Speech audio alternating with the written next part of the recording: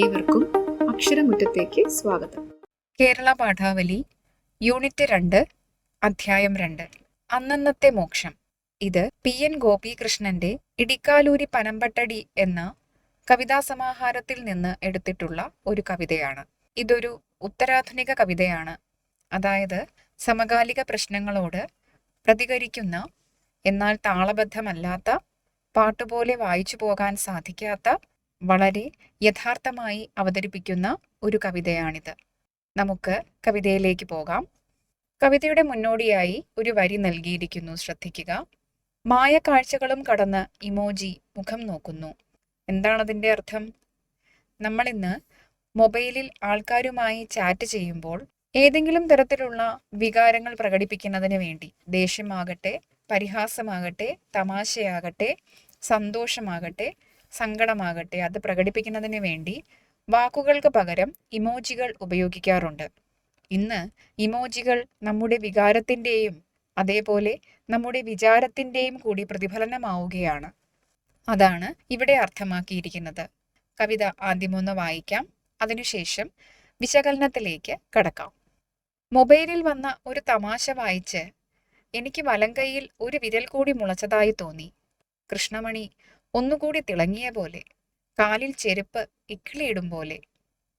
എൻ്റെ മനസ്സിൻ്റെ ഖജനാവിൽ തന്നെ ഇരിക്കുകയാണെങ്കിൽ ആ തമാശ വളിക്കും, പുളിക്കും, ചീയും. അതിനാൽ ഞാനത് 150 പേർക്ക് വിതരണം ചെയ്തു. ഒരു തമാശ കൊണ്ട് 150 പേരെ ഊട്ടിയാൽ പിന്നെ നിങ്ങളല്ല, 150 വായനക്കാരുടെ കർത്താവാണ്, 150 സിനിമകളിലെ ഹാസ്യതാരമാണ്, 150 ലോകങ്ങളുടെ ഉടമയാണ്. എന്താണ് ഈ കവിത കൊണ്ട് ഉദ്ദേശിച്ചിരിക്കുന്നത് എന്നൊന്ന് സാമാന്യമായി പറയാം. അതിനുശേഷം വരികൾ വിശകലനം ചെയ്യാം. സോഷ്യൽ മീഡിയയെ അന്ധമായി ആശ്രയിക്കുന്ന മനുഷ്യരെക്കുറിച്ചാണ് ഇവിടെ പറഞ്ഞിരിക്കുക. വാട്സപ്പ് ആകട്ടെ, ഫേസ്ബുക്ക് ആകട്ടെ, ഇൻസ്റ്റഗ്രാം ആകട്ടെ, നിങ്ങൾ ഉപയോഗിക്കുന്ന ഏത് സാമൂഹ്യ മാധ്യമമോ ആയിക്കൊള്ളട്ടെ. പക്ഷേ അതിൽ കാണുന്ന വിവരങ്ങളെ, അതിൽ കാണുന്ന വിനോദങ്ങളെ, ട്രോളുകളെ, വാർത്തകളെ ഒക്കെ നിങ്ങൾ മറ്റുള്ളവർക്ക് വേണ്ടി ഷെയർ ചെയ്തു കൊടുക്കാറുണ്ട്. നിങ്ങൾ കണ്ട് ആസ്വദിക്കുന്ന ഒരു നല്ല റീലിനെ അല്ലെങ്കിൽ ഒരു നല്ല വീഡിയോയിനെ നിങ്ങളുടെ കൂട്ടുകാർക്കോ അടുത്ത ബന്ധുക്കൾക്കോ മറ്റോ അയച്ചു കൊടുക്കാറുണ്ട്. അതിലൂടെ നിങ്ങൾ അനുഭവിച്ച ഒരു സന്തോഷത്തെ അല്ലെങ്കിൽ ഒരു അനുഭവത്തെ അല്ലെങ്കിൽ നിങ്ങളെ ഞെട്ടിച്ച, അത്ഭുതപ്പെടുത്തിയ ഒരു വിവരത്തെ മറ്റുള്ളവർ കൂടി അറിയണമെന്നാണ് ആഗ്രഹിക്കുന്നത്. ഇതിലൂടെ അവർ നിങ്ങളുടെ ഹാസ്യബോധത്തെയും നിങ്ങളുടെ പൊതുവിവരത്തെയും നിങ്ങളുടെ അറിവിനെയും പ്രശംസിക്കണമെന്ന് നിങ്ങൾ ആഗ്രഹിക്കുന്നു. നിത്യജീവിതത്തിലെ ഓരോ വിവരത്തെയും ഫോട്ടോയുടെയും വീഡിയോയുടെയും രൂപത്തിൽ സമൂഹ മാധ്യമങ്ങളിൽ പ്രചരിപ്പിച്ചുകൊണ്ട് നിങ്ങളുടെ ജീവിതം മറ്റുള്ളവർക്ക് കൂടി കാണത്തക്ക വിധത്തിൽ തുറന്നു വയ്ക്കുന്നു. അവിടെ വ്യക്തിപരത അല്ലെങ്കിൽ പ്രൈവസി എന്ന് പറയുന്ന ഘടകം ഇല്ലാതാവുകയാണ്. ലോകത്തെമ്പാടുമുള്ള ഓരോ മനുഷ്യരും മറ്റുള്ളവർക്ക് അറിയാൻ പാകത്തിൽ സ്വന്തം ജീവിതം തുറന്നു വച്ചിരിക്കുന്നു. ഒരു പരിചയവുമില്ലാത്ത മനുഷ്യരിൽ നിന്ന് അറിയുന്ന വിവരങ്ങൾ, അവരുടെ ജീവിതവുമായി ബന്ധപ്പെട്ട കാര്യങ്ങൾ, അവരുടെ ജീവിതത്തിലെ സംഘർഷങ്ങൾ എന്നിവ പരസ്പരം ഷെയർ ചെയ്ത് സന്തോഷിക്കുകയും അതിൽ ആനന്ദം കണ്ടെത്തുകയും ചെയ്യുന്നു. ഇങ്ങനെയുള്ള മനുഷ്യരെ പരിഹസിക്കുന്നതിനു വേണ്ടിയുള്ള ഒരു ആക്ഷേപഹാസ്യ കവിതയാണ് അന്നന്നത്തെ മോക്ഷം. അന്നന്നത്തെ മോക്ഷം എന്നാൽ ഇന്നത്തെ മനുഷ്യർ, ഇന്നത്തെ സാമൂഹ്യ ജീവികൾ അവരുടെ മോക്ഷം തിരയുന്നത് ഇത്തരം പ്രവർത്തനങ്ങളിലാണ്. ജീവിതത്തിലെ ഏറ്റവും പ്രധാനപ്പെട്ട ഒരു സംഗതിയായി അവർ സോഷ്യൽ മീഡിയയെയും അതിൽ നിന്ന് കിട്ടുന്ന വിവരങ്ങളെയും കരുതുന്നു. നമുക്ക് പാഠഭാഗം വിശകലനം ചെയ്യാം.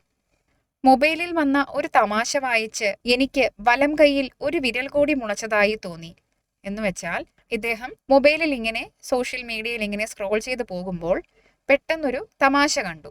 ആ തമാശ ഇനി അങ്ങനെ വെച്ചുകൊണ്ടിരുന്നാൽ പോരാ, അത് 10 പേരെ അറിയിക്കണം. ഞാൻ നല്ലൊരു തമാശ വായിച്ചുവെന്നും ഞാൻ നല്ല ഹാസ്യബോധമുള്ള ആളാണെന്നും 10 പേരെ അറിയിക്കണമല്ലോ. അതിനായി അയാൾ വെമ്പൽ കൊണ്ടു. അതാണ് ഒരു വിരൽ കൂടി മുളച്ചു എന്ന് പറയുന്നത്. എത്രയും പെട്ടെന്ന് ആൾക്കാർക്ക് ഷെയർ ചെയ്ത് കൊടുക്കാനുള്ള ത്വര അയാൾക്കുണ്ടായി. കൃഷ്ണമണി ഒന്നുകൂടി തിളങ്ങിയ പോലെ, കാലിൽ ചെരുപ്പ് ഇക്കിളിയിടും പോലെ എന്ന് വെച്ചാൽ അയാൾക്ക് ഇരിപ്പുറയ്ക്കാതെയായി. ഈ കണ്ട നല്ല തമാശ ഞാൻ ആസ്വദിച്ചുവെന്നും ഇത്ര നല്ല തമാശ ആസ്വദിക്കുന്നയാളാണ് ഞാനെന്നും മറ്റുള്ളവരെ അറിയിക്കാൻ ഞാനിത് ഇപ്പോൾ തന്നെ ഷെയർ ചെയ്യേണ്ടിയിരിക്കുന്നു എന്നോർത്ത് അയാൾക്ക് വെപ്രാളമായി. എന്റെ മനസ്സിന്റെ ഖജനാവിൽ തന്നെ ഇരിക്കുകയാണെങ്കിൽ ആ തമാശ വളിക്കും പുളിക്കും ചീയും. എന്റെ മനസ്സിൽ തന്നെ ഞാൻ ഈ തമാശ വെച്ചിരിക്കുകയാണെങ്കിൽ ഒരുപക്ഷെ ഓർത്തോർത്ത് കുറച്ചു സമയത്തേക്ക് കൂടി ഞാൻ മാത്രം ചിരിച്ചേക്കാം. പിന്നെ ഓർക്കുമ്പോൾ എനിക്കതൊരു വലിയ തമാശ പോലെ തോന്നുകയും ഇല്ലായിരിക്കും. ക്രമേണ ആ തമാശയുടെ ചിരിയുണർത്തുന്ന അംശങ്ങളെല്ലാം നഷ്ടപ്പെട്ട് അതൊരു കേവലം സംഭവം മാത്രമായി എൻ്റെ ഉള്ളിൽ ഒതുങ്ങിപ്പോവും. അതിനു മുൻപ് 10 പേരെ അത് അറിയിച്ച് ചിരിപ്പിക്കുക എന്നുള്ളതാണ് ഇപ്പോഴത്തെ എൻ്റെ ആവശ്യം. എൻ്റെ മനസ്സിൻ്റെ ഖജനാവിൽ തന്നെ ഇരിക്കുകയാണെങ്കിൽ ആ തമാശ വളിക്കും പുളിക്കും ചീയും. അപ്പോൾ ഞാൻ കേട്ട തമാശ എൻ്റെ മനസ്സിൽ തന്നെ ഞാൻ വെച്ചിരിക്കുകയാണെങ്കിൽ ഒരു പക്ഷേ വീണ്ടും കുറച്ച് സമയത്തേക്ക് കൂടി ഞാൻ അതിനെ ഓർത്ത് ചിരിച്ചുവെന്നിരിക്കാം. പിന്നീട് സമയം കഴിയും തോറും അതിൻ്റെ ചിരിപ്പിക്കാനുള്ള കഴിവ് അല്ലെങ്കിൽ അംശം നഷ്ടപ്പെട്ട് അത് വെറുമൊരു സംഭവം മാത്രമായി എൻ്റെ മനസ്സിൽ ഒതുങ്ങിപ്പോകും. എന്നാൽ ഇത് ഞാൻ 10 പേർക്ക് അയച്ചു കൊടുക്കുകയാണെങ്കിൽ ആ തമാശ വായിക്കുന്നവരെല്ലാം എൻ്റെ നർമ്മബോധത്തെക്കുറിച്ച് ചിന്തിക്കും, എന്നെ പ്രശംസിക്കും, ചിരിക്കുന്ന ഇമോജികൾ എനിക്ക് തിരിച്ചയക്കുകയും ചെയ്യും. അതിലൂടെ ഞാൻ ഇന്നത്തെ മോക്ഷം കണ്ടെത്തും എന്നാണ് കവി പറയുന്നത്. അതിനാൽ ഞാനത് 150 പേർക്ക് വിതരണം ചെയ്തു. അങ്ങനെ എനിക്ക് സംതൃപ്തി കിട്ടുന്നതിന് വേണ്ടി ഞാൻ എന്തു ചെയ്തു? കിട്ടിയ ആ തമാശയെ 150 പേർക്ക് ഷെയർ ചെയ്ത് കൊടുത്തു. ഒരു തമാശ കൊണ്ട് 150 പേരെ ഊട്ടിയാൽ പിന്നെ നിങ്ങൾ നിങ്ങളല്ല, 150 വായനക്കാരുടെ കർത്താവാണ്. ഈ തമാശ വായിക്കുന്ന ഓരോരുത്തരും ഇത് ആരയച്ചുവെന്നാണ് കരുതുക? അത് നിങ്ങൾ അയച്ചുവെന്നാണ് കരുതുക. അപ്പോഴത് നിങ്ങളുടെ തമാശയാണ്. ആ തമാശയുടെ കർത്താവ്, അതായത് അവിടെ ചിരിക്കുള്ള വകയുണ്ടാക്കിയ ആൾ നിങ്ങളാണ് എന്നാണ് അവർ കരുതുക എന്ന് നിങ്ങൾ മനസ്സിൽ വിചാരിക്കുന്നു. 150 സിനിമകളിലെ ഹാസ്യ താരമാണ്. 100 കണക്കിന് സിനിമകളിലൂടെ നിങ്ങളെ ചിരിപ്പിച്ച ഒരു ഹാസ്യതാരത്തിനുള്ള അത്രയും പ്രാധാന്യം നിങ്ങൾക്ക് ആ നിമിഷത്തിൽ കിട്ടുകയാണ്. 150 ലോകങ്ങളുടെ ഉടമയാണ്. ഈ തമാശ വായിച്ച 150 മനുഷ്യരും 150 സാഹചര്യങ്ങളിലാണ് നിൽക്കുക. ഒരാൾ ബസ്സിലായിരുന്നിരിക്കാം, മറ്റൊരാൾ യാത്രയിലായിരുന്നിരിക്കാം, മറ്റൊരാൾ പഠിക്കുകയായിരുന്നിരിക്കാം. അതുപോലെ ഓരോരോ ജോലികളിൽ അല്ലെങ്കിൽ ഓരോരോ പ്രവൃത്തികളിൽ ഏർപ്പെട്ടുകൊണ്ടിരുന്ന 150 പേർക്കാണ് നിങ്ങൾ ഈ തമാശ അയച്ചു കൊടുത്തിരിക്കുന്നത്. ആ 150 പേരും 150 സാഹചര്യങ്ങളിൽ 150 ഇടങ്ങളിൽ നിൽക്കുകയാണ്. അവരിലേക്കാണ് നിങ്ങളുടെ ഈ ഒരൊറ്റ തമാശ ചെന്നെത്തപ്പെട്ടിരിക്കുന്നത് എന്നോർത്ത് നിങ്ങൾ ഊറ്റം കൊള്ളുന്നു. സോഷ്യൽ മീഡിയയിലൂടെ പ്രചരിപ്പിക്കുന്ന വാർത്തകളുടെ വിവരങ്ങളുടെ പിന്നിലുള്ള ഓരോ മനുഷ്യരുടെയും വികാരത്തെയാണ് ഇവിടെ PN ഗോപികൃഷ്ണൻ ആക്ഷേപഹാസ്യ രൂപേണ അവതരിപ്പിച്ചിരിക്കുന്നത്. ഇടിക്കാലൂരി പനമ്പട്ടടി PN ഗോപികൃഷ്ണൻ. തുടർന്ന് ഈ പാഠഭാഗത്തിന്റെ പ്രവർത്തനങ്ങളുടെ ഉത്തര മാതൃകകളാണ് വരുന്നത്. അവ കൃത്യമായി എഴുതിയെടുത്ത് പഠിക്കാൻ ശ്രദ്ധിക്കുക. അതോടൊപ്പം അവയെ മുൻനിർത്തി നിങ്ങളുടേതായ ഉത്തരങ്ങൾ രൂപീകരിക്കാനും ശ്രമിച്ചു നോക്കുക.